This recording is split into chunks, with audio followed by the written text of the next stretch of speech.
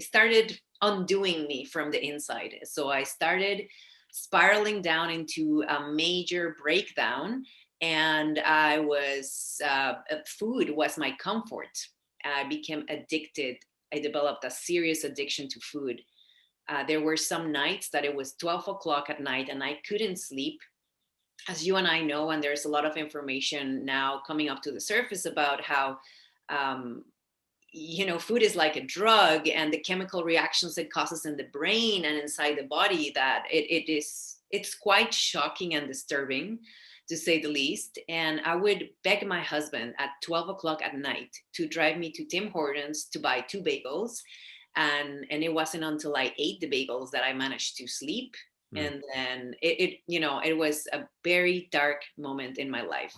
I ended up quitting my job and not working for 6 months, and it was complete decay. It was complete darkness. It was a very, very bad time. I hated myself, and the people around me were there. I could hear their voices, I could see them, but it was like I was submerged in a thick fog.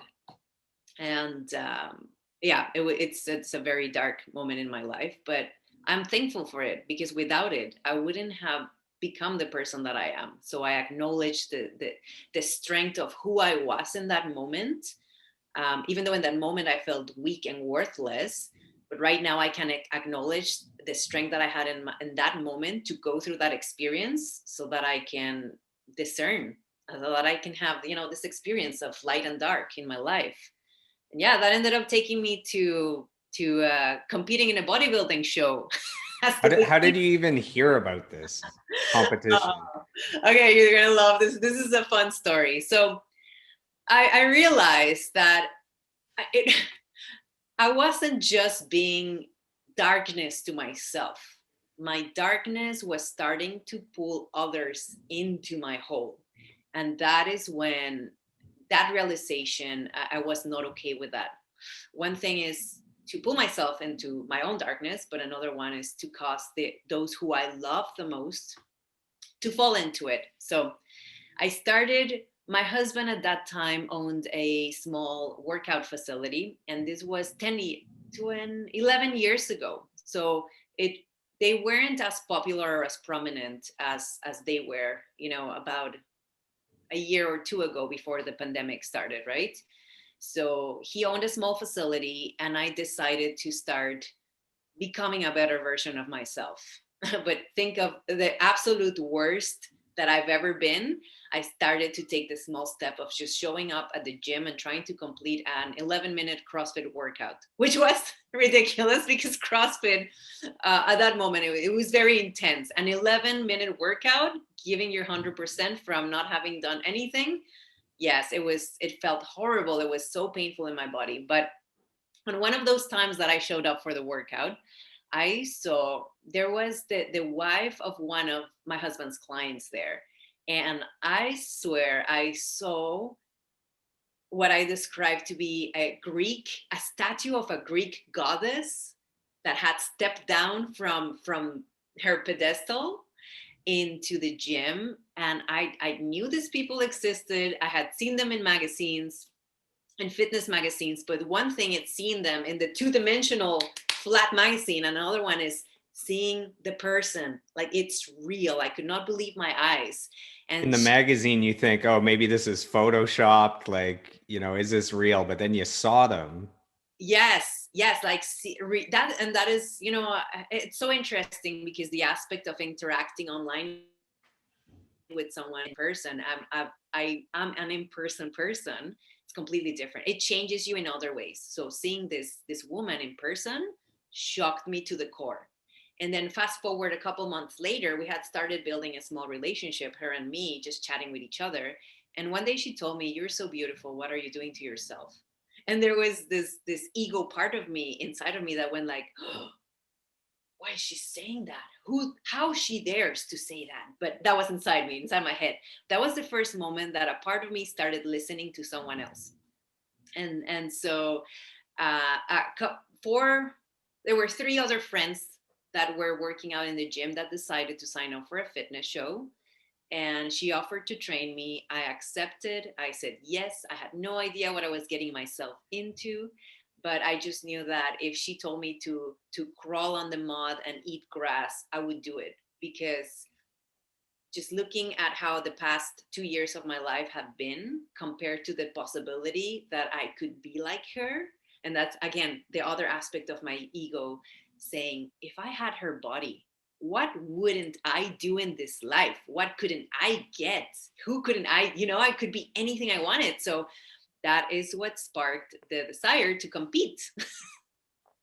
Yeah. It's And the like I've seen pictures. So the end result is you lost a bunch of weight, you gained a bunch of muscle. You were legit shredded at like competition level. So what were the numbers? Like did you lose 20 pounds? Like what happened?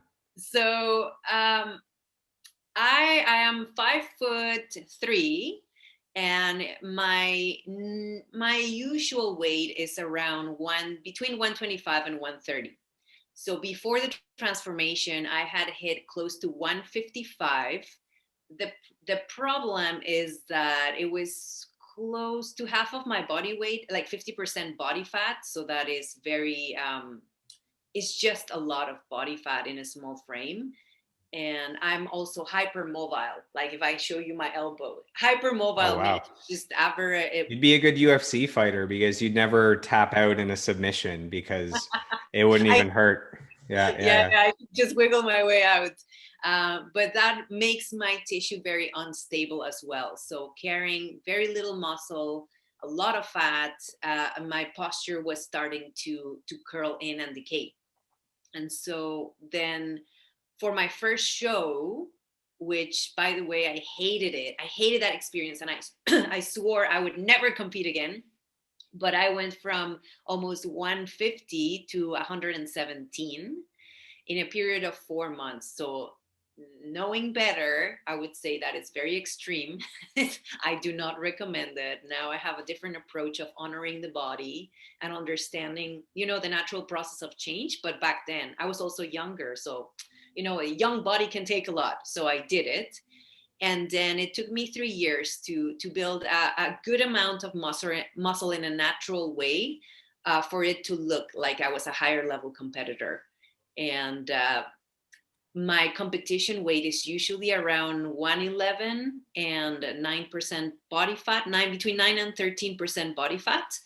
Um, and there are other considerations as a woman to keep into account, because the body naturally likes to sit between 17 and 25% body fat.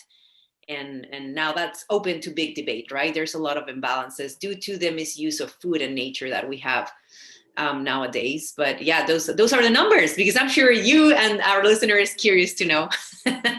Yeah. See, I've seen the pictures, so like I know how insane the transformation was. So without the pictures, I was trying to have our listeners get some kind of an idea of what that looked like or what that meant. We're gonna give your social media info later, so people can go on there, and I know you have pictures, so they could Oh, they can absolutely. see as well. So you mentioned that you absolutely hated that first competition and the process, and it reminds me of a quote that says, what you need most will be found where you least want to look. So it's like you hated it, but that's what started the transformation of becoming the person that you are today, and of getting your health where it needs to be, and physically getting where you need to be. So that's the quote that popped up when you talked about hating it despite it being good for you. Oh, it's so true. It's so true. Yes, and it was not a nice experience, but very thankful again for that experience as well.